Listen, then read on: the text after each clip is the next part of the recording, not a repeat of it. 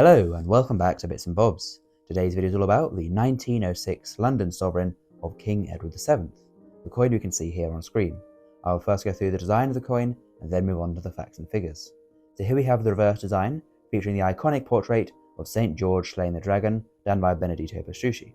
He is on horseback there as we can see, wearing a cape and a helmet, with a sword by his side, the horse is on its hind legs with the dragon underfoot, and Prince George is about to slay the dragon, as in the famous sort of tales and stories of St. George and the Dragon.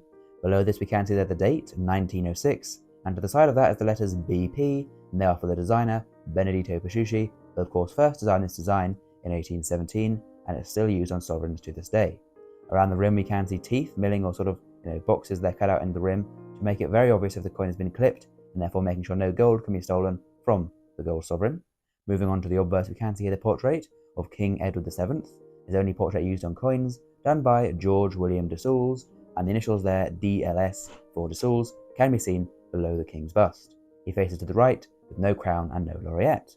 Around him is the legend in Latin, reading Edwardus VI DG Brit Om Rex FD Ind Imp, translating to English as Edward VII, by the grace of God, King of Britain, Defender of the Faith, Emperor of India.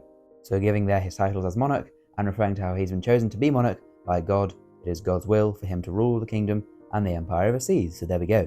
And now we'll move on to the facts and figures of this coin.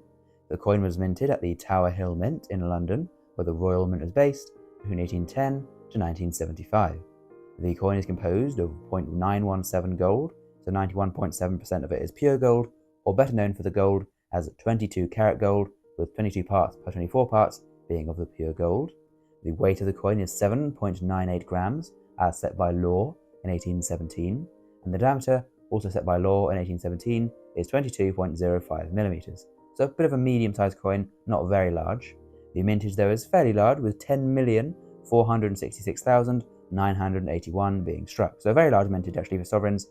They're not often minted with many tens of millions, as it is a more high-value coin. A coin worth 240 pence, 20 shillings, or £1. As you may know, the sovereign was the old pound coin when gold was still used in circulating change, and back in the 1906 when it was used, it was worth £152 and 38 pence today. So reserved for higher value purchases. Of course it wouldn't be as commonplace as a pound coin is today, and the coin is though still legal tender and can still be spent at £1 face value.